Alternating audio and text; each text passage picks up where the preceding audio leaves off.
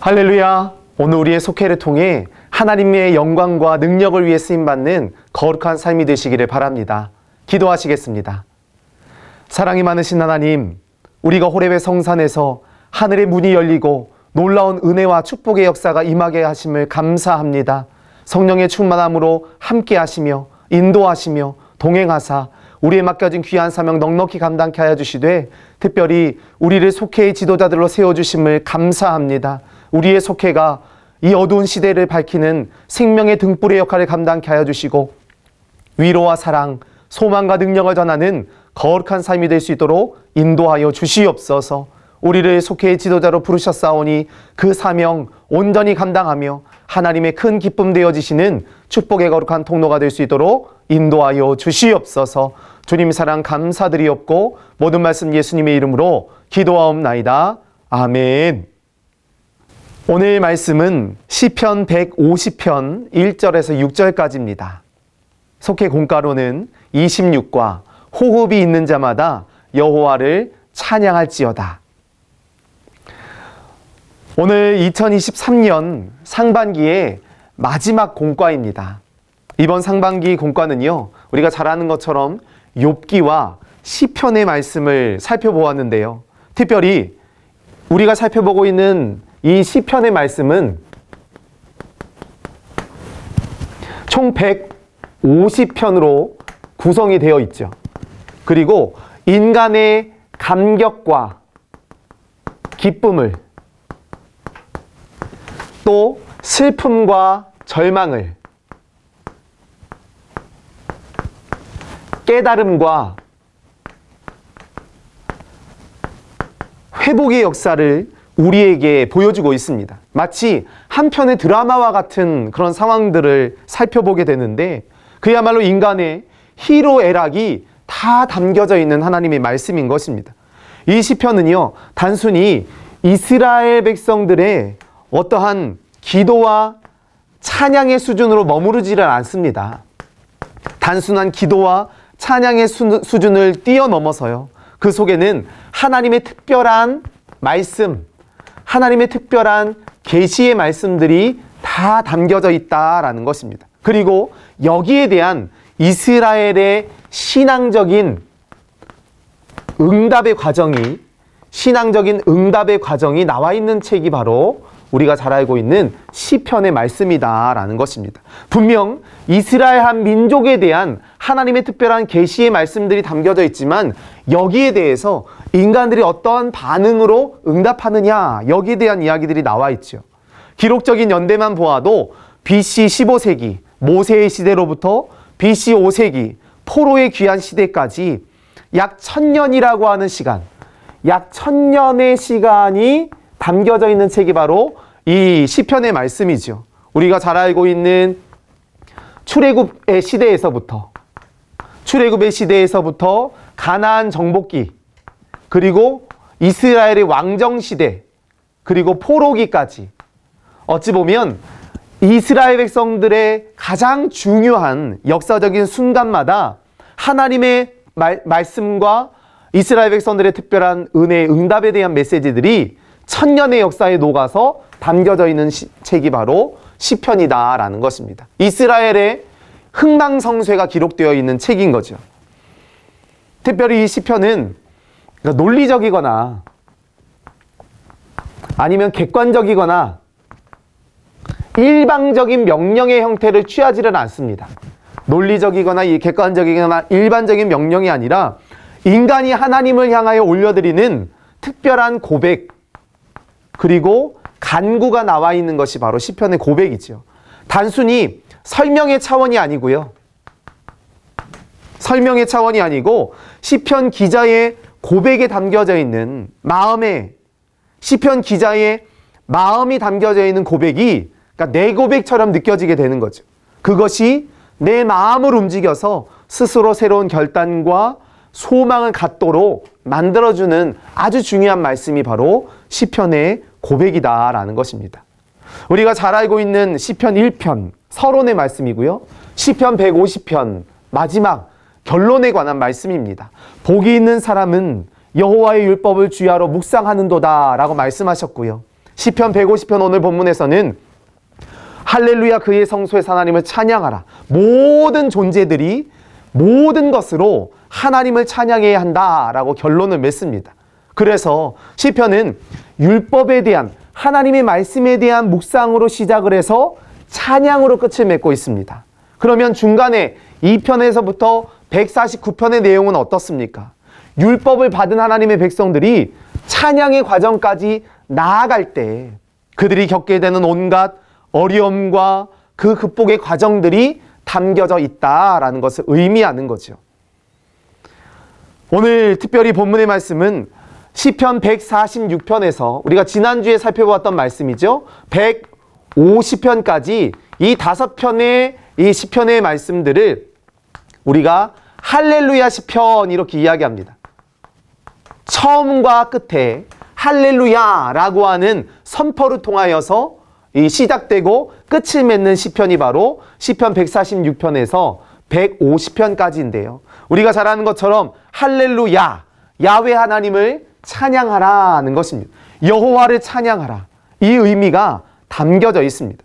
특별히 오늘 150편의 말씀은 6절의 말씀입니다. 아주 짧은 말씀이지만 그 시작과 끝에 할렐루야가 기록되어 있고 그 중간에 또 11번의 말씀이 담겨져 있습니다. 할렐루야라고 하는 구절이 나오죠. 그래서 총 13번의 할렐루야가 외쳐지는 그런 시편의 말씀이다라는 것입니다. 무엇을 하든지 어디에 있든지 하나님을 찬양해야 한다는 것입니다. 할렐루야라고 하는 이 거룩한 말 자체가 하나님을 높이는 말일 뿐만 아니라 우리 자신을 기쁨으로 인도하고 우리의 영혼을 긍정으로 이끌어가며 늘 승리하게 하는 놀라운 역사가 되도록 만들어주시는 줄로 믿습니다. 하나님을 찬양한다는 것, 시편의 가장 핵심적인 키워드죠. 이 하나님을 찬양한다는 것이 어떤 의미가 있겠습니까? 바로 하나님 앞에 온전한 예배를 드린다라는 것입니다. 경배를 받으시기에 합당한 하나님께 내 가장 소중한 가치를 올려드리는 것이 바로 예배라는 것입니다. 그러면 우리가 어떤 예배를 하나님 앞에 올려드려야 하는지 말씀을 통해 살펴보고 기도의 제목을 삼고자 합니다. 첫째로 시간과 공간을 뛰어넘는 예배라는 것입니다. 하나님께 온전히 드려지는 예배는요, 우리의 시간과 우리의 공간을 뛰어넘습니다. 이것은요, 우리의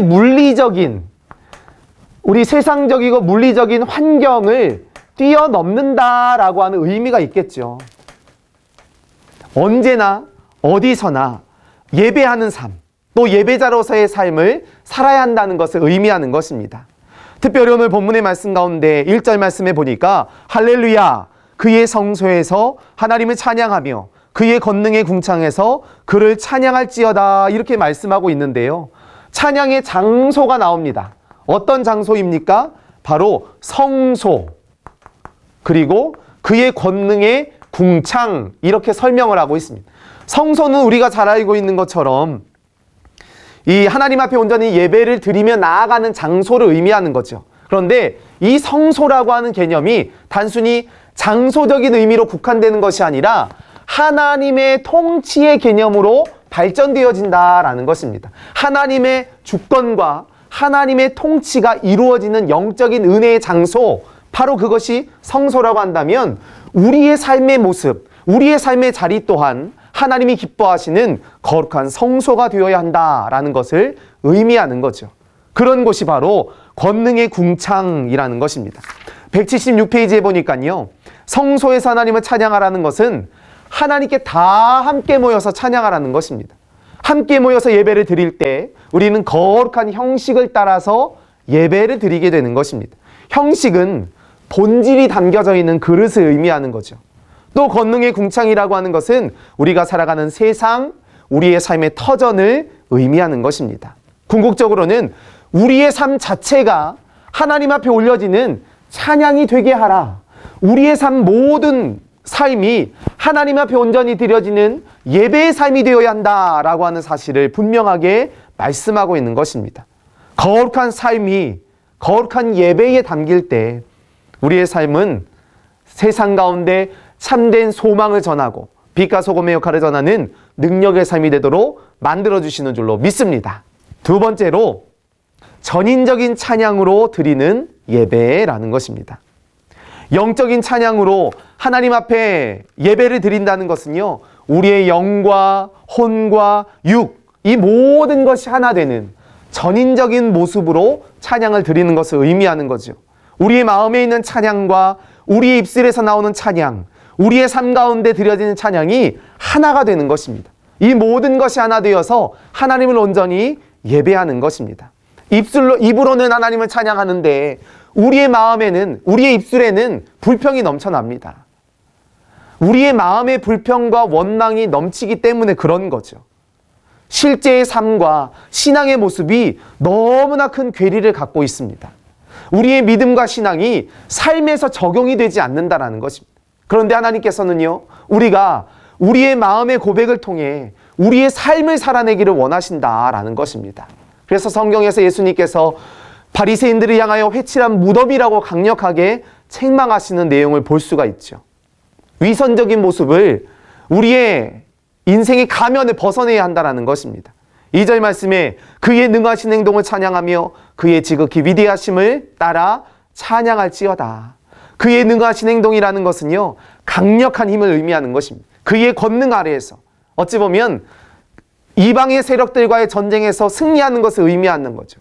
강력한 왕권을 지닌 분이라는 사실을 의미하는 것입니다. 창조의 역사로, 섭리하심으로, 구원의 역사로 인간을 심판하시며 온 세상 만물을 다스리시며 주권을 가지신 하나님의 능력을 상징하는 것이고요. 지극히 위대하심이라는 것은 하나님의 전지전능하심, 무소부지하심, 온 땅과 만물 가운데 친히 역사하시는 하나님의 놀라운 은혜를 우리에게 말씀해주고 있는 것입니다. 이렇게 이런 하나님이 우리를 다스리시며 통치하시기에 우리는 마음과 생각과 삶이 하나 되어 하나님의 영광의 도구로 쓰임받는 복된 존재가 되어야 할 줄로 믿습니다. 오늘 이 믿음과 신앙을 가지고 늘 주님 앞에 우리의 영과 혼과 육을 다하여 찬양하며 예배를 통해 삶으로 나아가는 거룩한 삶이 되시기를 간절히 축원합니다. 세 번째로 성령으로 충만한 예배를 드려야 한다라는 것입니다. 성령으로 충만한 예배. 오늘 시편 150의 말씀을 쭉 읽다 보면요, 마치 하나의 질문에 답을 하는 형태처럼 느껴집니다. 누가 찬양하는가? 과연 누가 하나님을 찬양해야 할 것인가에 대한 답변을 진술하는 것 같이 느껴집니다. 오늘 본문은 그렇게 이야기하죠. 모든 호흡이 찬양해야 한다. 타협의 여지가 없는 것입니다. 호흡은요, 생명의 근원이죠. 사람이든 동물이든 식물이든 호흡이 없으면 죽은 것입니다. 이 존재의 근원이 담겨져 있는 모든 존재를 초대하는 것입니다. 시편 100편 1절 말씀 가운데 보니까 온 땅이여 여호와께 즐거운 찬송을 부를지어다 이렇게 이야기하고 있는데요. 여기에 온 땅이라고 하는 원어의 의미는요, 이 땅에 존재하는 모든 피조물을 의미하는 것입니다. 하나님의 창조의 섭리가 깃들어져 있는 피조물, 하나님이 통치하시고 다스리시는 온 땅과 만물이 하나님 앞에 찬양하며 예배하며 나아가는 것은 당연한 의무라는 것을 우리에게 말씀해주고 있는 것입니다. 온 땅이여 여호와께 즐거운 찬송을 부르라. 여기에 즐거운 찬송이라는 의미 역시도요, 우리가 열렬하게 응원하는 것입니다. 마치 월드컵이나 올림픽 경기에서 우리나라 선수들이 경기에 임하게 될 때 자국민인 우리들의 마음이 어떻습니까? 열렬하게, 뜨겁게, 환호하게 되죠. 그런 강력한 마음을 가지고 환호하고 기뻐하고 찬송하라. 이것이 바로 진정한 예배이며 성령이 충만한 은혜와 기쁨의 감동이라는 것입니다. 이렇게 성령이 우리 안에 내재하시고 역사하시며 함께 하실 때 우리는 상황이나 환경 가운데 휩쓸리지 아니하고 강하고 담대한 마음과 믿음으로 승리하는 복된 존재가 되도록 만들어주시는 줄로 믿습니다. 특별히 오늘 속회공과 177페이지에요. 존 웨슬리 목사님의 이 간증에 대한 이야기, 경험에 대한 이야기가 나오죠. 웨슬리 목사님이 미국의 조지아주로 선교를 하기 위해서 배를 타고 떠났는데 큰 풍랑을 만났습니다. 정말 이 풍랑에 이 생명이 위경할 정도로 그런 위기의 순간을 만나게 되었는데, 목사인 자신은 너무나 불안하고 염려하고 걱정되고 근심이 많은데, 저 배 한쪽 귀퉁이에 있는 모라비안 교도들은 그 자리에서 하나님 앞에 찬양하며 기도하는 모습을 보고 깜짝 놀랐다라는 거죠. 진짜 구원이 무엇일까? 목사인 나는 이 풍랑 앞에서도 두려워 떨고 있는데 저들은 무엇이 저렇게 담대하고 강할 수 있었을까? 그렇게 고민하며 또 깊은 생각 중에 있을 때 사실 조지아주 선교를 실패하고 영국으로 돌아오게 됩니다. 얼마나 큰 마음의 상처가 되었을까요? 큰 꿈과 비전을 가지고 미국까지 갔는데 철저히 실패한 모습으로 돌아왔습니다. 그렇게 터덜터덜 올더스게이트 거리를 걷고 있을 때 바로 이 모라비안 교도들이 함께 예배드리는 장소에서 로마서 주석의 서문을 읽는 이야기를 듣고 성령의 충만함을 받아서 그가 회심하게 되는 거죠. 그리고 영국 사회, 영국 전역을 밝히는 생명의 등불로서 귀한 사명을 감당하십니다. 가는 곳곳마다 속회를 조직하셨죠. 자신이 다 돌볼 수가 없으니까 복음을 전하고 3,000명, 5,000명, 수천 명의 사람들이 회개하고 회심하고 돌아왔을 때 그들을 영적으로 돌보기 위해서 속회를 만들었습니다. 그리고 그 속회를 통하여서 감리교회 공동체가 시작된 것입니다. 감리교회는요, 교회가 먼저 설립된 것이 아니라 속회의 공동체를 통해서 교회가 생겨난 것입니다. 그래서 감리교회 속회는 교회 안에 작은 교회라고 하는 별명을 갖는 것입니다. 그렇게 존 웨슬리 목사님이 동생인 찰스 웨슬리 목사님과 함께 가는 곳곳마다 주의 복음을 전하고, 또 특별히 찰스 웨슬리 목사님은 우리가 너무나 잘 알고 있는 찬양을 많이 지으셨죠.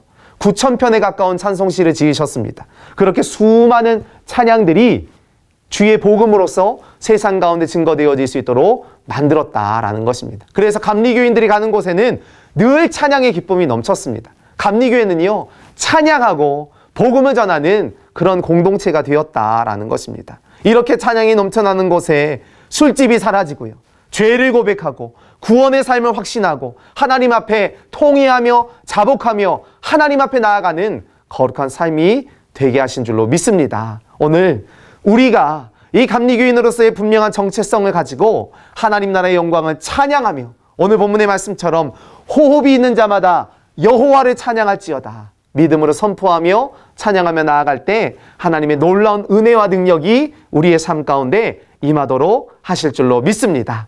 오늘 이 믿음과 신앙으로 우리의 속회 지도자들이 먼저 공과의 말씀을 잘 보시고 우리의 속회원들에게 주의 사랑과 주의 복음의 말씀을, 우리가 왜 찬양해야 하고 우리의 찬양에 담겨져 있는 의미가 무엇이며 우리가 진정한 예배자로서 어떤 삶을 살아야 하는지를 가르치시는 거룩한 삶이 되시기를 간절히 축원합니다. 기도하시겠습니다. 할렐루야. 사랑이 많으신 하나님 아버지 감사합니다. 2023년 상반기 우리가 하나님의 은혜와 사랑 가운데 귀한 속회에 잘 드릴 수 있도록 인도하시고 우리를 귀한 지도자로 세우셔서 우리의 속회원들을 위하여 기도하며 또한 중보하며 함께 예배할 수 있도록 은혜 주심에 감사합니다. 이 모든 것이 하나님의 은혜와 하나님의 능력임을 깨닫고 우리의 속회가 더욱더 견고히 서게 하시고 든든히 세워져 갈 수 있도록 인도하여 주시옵소서. 성령의 충만함으로 함께 하사 호흡이 있는 자마다 여호와를 찬양할지어다. 우리가 믿음으로 먼저 깨닫고 선포하며 달려나가는 축복의 거룩한 통로가 될 수 있도록 인도하여 주시옵소서. 호렙의 성산에서 우리가 매일같이 주님을 찬송하며 뜨거운 생명의 말씀을 듣고 순종하기를 결단하며 나아갈 때에 하늘의 문이 열려지고 놀라운 은혜와 응답의 역사를 경험하는 축복된 시간, 은혜와 소망의 시간이 될 수 있도록 인도하여 주시옵소서. 주께서 늘 크신 은혜와 사랑으로 함께 하실 것을 믿사옵고 모든 말씀 예수님의 이름으로 기도하옵나이다. 아멘. 하늘에 계신 우리 아버지여, 이름이 거룩히 여김을 받으시오며 나라의 마옵시며 뜻이 하늘에서 이룬 것 같이 땅에서도 이루어지이다. 오늘날 우리에게 일용할 양식을 주옵시고 우리가 우리에게 죄 지은 자를 사하여 준 것 같이 우리의 죄를 사하여 주옵시고 우리를 시험에 들게 하지 마옵시고 다만 악에서 구하옵소서. 대개 나라와 권세와 영광이 아버지께 영원히 있사옵나이다. 아멘.